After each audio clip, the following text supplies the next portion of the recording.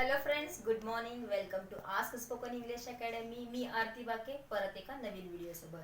आज आपण लास्टचा म्हणजे 12वा टेन्स शिकणार आहे. That is future perfect continuous tense, ज्याच्यामध्ये दोन क्रिया आहेत, परफेक्ट आणि कंटिन्युअस.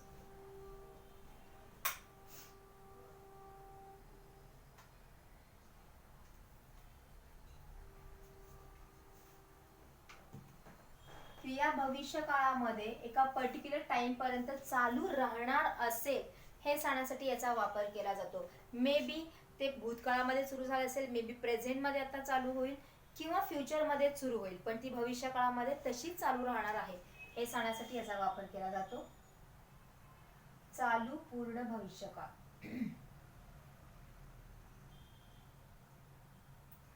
अगोदर आपण पास्ट आणि प्रेझेंट मध्ये ऑलरेडी प्रिपोजिशन बघितलेले आहे, ज्याच्यामध्ये आपण सिन्स फॉरचा वापर कसा करायचा हे बघितलेलं आहे. First will see the structure. Subject plus shall have किंवा विल हॅव. दोन क्रिया असल्यामुळं बीन हे आपण प्रत्यय वापरतो. कंटिन्युअस टेन्स असल्यामुळं क्रियापदाला ING plus O plus time. Time मध्ये आपण सिन्स, फॉर, फ्रॉम हे शब्द बघितलेले आहे, त्यांचाच आपल्याला वापर करायचा आहे. करत आलेलो असेल.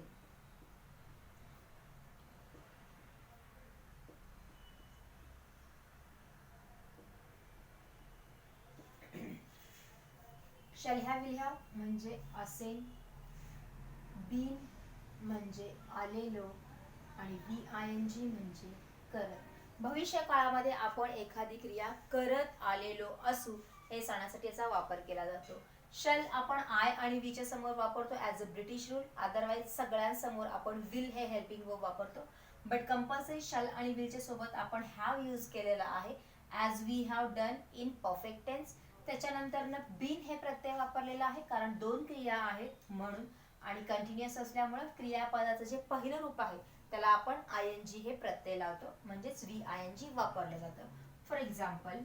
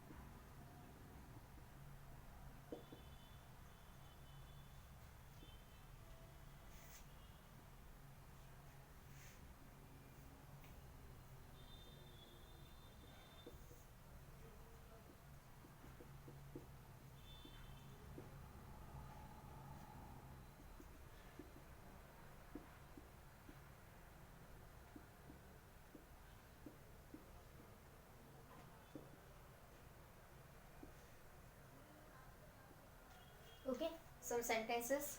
I shall have been teaching since morning. सकाळपासून मी शिकवत आलेली असेल. भविष्य काळामधल्या एका दिवशी सकाळपासून माझं शिकवण्याची क्रिया चालू असेल हे सांगण्यासाठी वापरलेलं आहे. आय यूज केल्यामुळे मी शल यूज केलेला आहे. शल हॅव दोन्ही मिळून यूज केलेला आहे. बीन प्रत्यय लावलेला आहे. टीच हे क्रियापदाचं पहिलं रूप आहे, ज्याला मी आयएनजी हे फॉर्म लावलेला आहे. सो टीचिंग झालेलं आहे. She will have been solving exam paper tomorrow from 3 hours. उद्या 3 तासापासून ती काय करत असेल, एक्झाम पेपर सोडवत आलेली असेल. उद्या भविष्यकाळ आहे. 3 तासांपासून, उद्याच्या 3 तासापासून म्हणजे एक पर्टिक्युलर टाइम जो ठरलेला आहे तिथं 3 तासापासून ती काय केलेली आहे, एक्झाम पेपर सॉल्व करत आलेली आहे. सॉल्व करण्याची क्रिया काय असेल, चालू असेल भविष्य काळामध्ये. The players will have been planning for next match. पुढच्या मॅच साठी प्लेयर्स प्लॅनिंग करत आलेले असतील. आता नेक्स्ट मॅच हे जे काय आहे ते काय आहे, फ्युचरच आहे. त्यामुळे टाइम मध्येच आपण त्याला कन्सिडर केलेलं आहे की पुढच्या मॅच मध्ये प्लेयर्स प्लॅनिंग करत आलेले असतील की कशा प्रकारे आपण खेळायचं वगैरे. Suma will have been searching job since her result. तिचा रिझल्ट झाल्यापासून सुमा नोकरी हुडकत आलेली असेल. म्हणजे काय, हुडकण्याची क्रिया चालू असेल. कधीपासून, रिझल्ट लागल्यापासून. Mister Khanna will have been welcoming the guest for a whole evening. पूर्ण संध्याकाळभर मिस्टर खन्ना काय करायला लावलेले आहेत, करत आलेले असतील. पाहुण्यांचं स्वागत करत आलेले असतील. एवढे पाहुणे होते की त्यांना फक्त स्वागत करण्यातच वेळ गेलेला आहे, असं झालं त्याचा अर्थ. Minister will have been giving speech from 2 hours. 2 तासापासून मंत्री स्पीच देत आलेले असतील. सगळ्या क्रिया हे भविष्य काळामध्ये चालू असणारे आहेत. करत आलेलो असेल, सोडवत आलेलो असेल, सांगत आलेलो असेल, विचारत आलेलो असेल, अशा प्रकारे हे काय आहेत, सेंटेन्सेस आहेत ज्याच्यामध्ये आपण शल हॅव, विल हॅव हे हेल्पिंग वर्ब वापरलेला आहे, बिन प्रत्यय वापरलेला आहे आणि क्रियापदाला आयएनजीचं रूप लावलेलं आहे. So these are some sentences. आता आपण बंच वाईज सेंटेन्सेस बघूयात की बंच वाईज सेंटेन्स करताना what we should do the changes. आता जे सेंटेन्स आहे फर्स्ट वाला ते तसंच ठेवलेलं आहे, त्याचंच आपण बंच वाईज करू.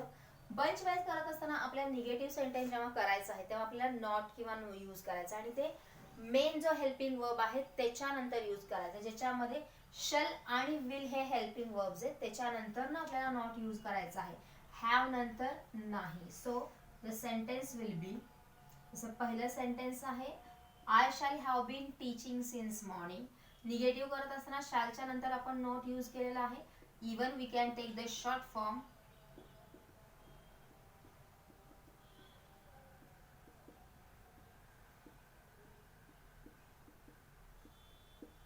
I shall not have been teaching. मी सकाळपासून शिकवत आलेली नसेन. प्रश्न करत असताना सुद्धा पहिला जो हेल्पिंग वर्ब आहे त्याच्यानेच करायचा आहे. Shall I have been teaching.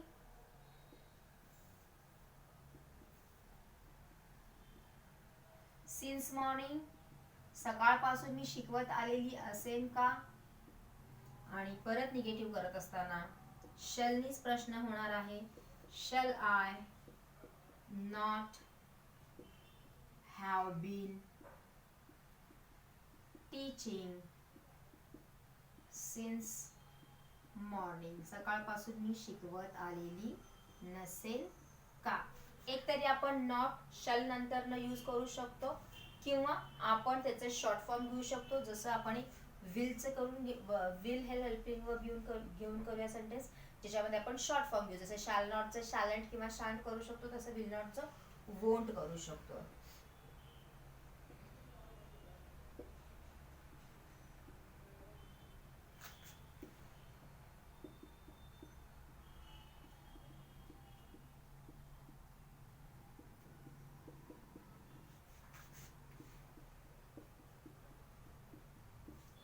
They will have been waiting for guests since 5 o'clock. 5 वाजल्यापासून ते पाहुण्यांची वाट बघत आलेले असतील. निगेटिव्ह करत असताना विल नॉटच्या ऐवजी आपण वोंट घेऊयात as a short form. Won't have been waiting for guest since 5 o'clock. 5 वाजल्यापासून ते गेस्टची वाट बघत आलेले नसतील. प्रश्न करताना विल पहिल्यांदा येईल. Will they have been waiting for guest since 5 o'clock. आणि परत निगेटिव्ह करताना आपण शॉर्ट फॉर्म घेतलेला आहे त्या प्रकारेच won't they have been waiting for guest since 5 o'clock.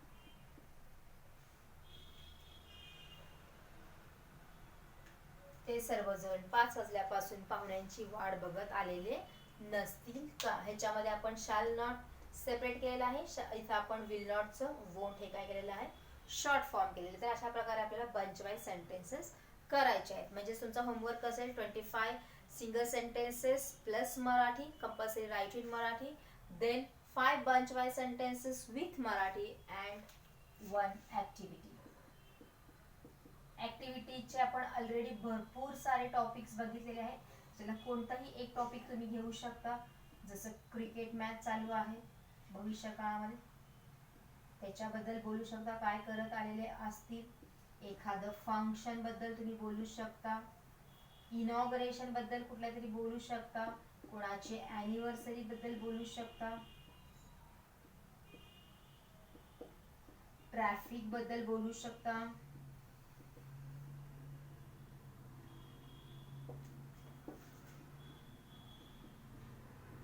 Lockdown 2 बद्दल बोलू शकता,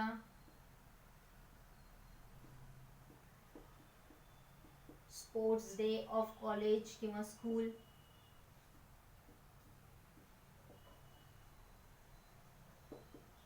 सेंड ऑफ पार्टी,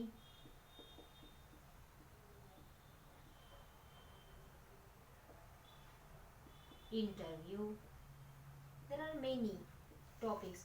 कोणताही इन जनरल टॉपिक आपण घेऊ शकतो आणि त्याच्याबद्दल काय करायचं आहे आपल्याला बोलायचं. फॉर एक्झाम्पल आता जर आपल्याला फ्युचर परफेक्ट कंटिन्युअस टेन्सचा वापर करून एखादी ऍक्टिव्हिटी बोलायची झाली तर I will speak about interview, the preparation for interview and facing interview. Okay, काही सेंटेन्सेस रिलेटेड टू इंटरव्ह्यू मी तुम्हाला सांगते, म्हणजे ऍक्टिव्हिटी सांगते. त्याच्यातलं तुम्हाला दुसरं कोणतं करायचं असेल ते करू शकता. Of course you have to write and you have to speak about that also.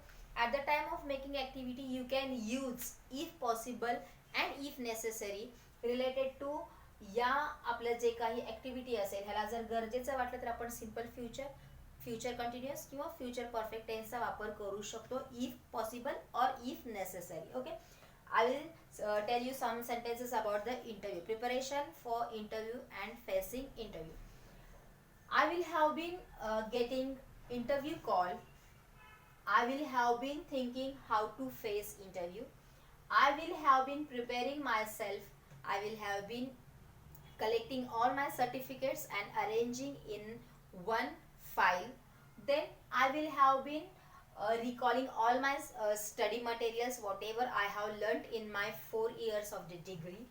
Then I will have been getting ready on the day of interview. I will have been getting putting on my proper clothes for interview. I will have been going to interview place before half an hour. I will have been getting my confidence in that premises. I will have been checking my number for the interview. I will have been taking my seat and waiting for my turn. One by one, the other candidates will have been entering into the cabin and coming out of the cabin. Then my turn will have been coming, so I will have been entering into the cabin with a great confidence. हे झाले काही sentences. अशा प्रकारे तुम्हाला कोणतंही एक activity घ्यायची आहे आणि त्याच्यामध्ये आपल्याला काय करायचं आहे फ्युचर परफेक्ट कंटिन्युअस टेन्सचा वापर करून सेंटेन्सेस करायचे. एक प्रॉपर पॅराग्राफ लिहायचा आहे जेणेकरून आपण जे काही सेंटेन्सेस केलेले आहेत ते सिक्वेन्स वाईज त्या ऍक्टिव्हिटीला पूरक असे सेंटेन्सेस करायचे आहेत. So this is for today. ह्याच्यामध्ये आपण लास्टचा टेन्स बघितलेला आहे. सगळे टेन्सेसचे परत व्हिडिओज बघा, रिकॉल करा how we have changed the sentences by one tenses. त्याच्यानंतर आपण काय एक्झॅक्टली चेंज केलेले आहेत, कंटिन्युअस टेन्समध्ये काय यूज केलेलं आहे वगैरे सगळ्या गोष्टी व्यवस्थित बघा. आणि ह्याच्याबद्दलचं होमवर्क मी मगाशी सांगितलेलं आहे. So prepare activity and do your all homework. So these are the tenses, this is the last tense. 12च्या 12 टेन्सेस आपण ऑलरेडी आपले एकूण 12च्या 12 टेन्सेस झालेले आहेत. ते सारखं सारखं रीड करा, कारण जेवढ्या वेळेस तुम्ही व्हिडिओज बघाल तेवढ्या प्रत्येक वेळेस तुम्हाला नवीन काही ना काही कळत जाणार आहे. So this is for today. परत पुढच्या व्हिडिओमध्ये आपण पुढचा टॉपिक घेऊया. Thanks for now.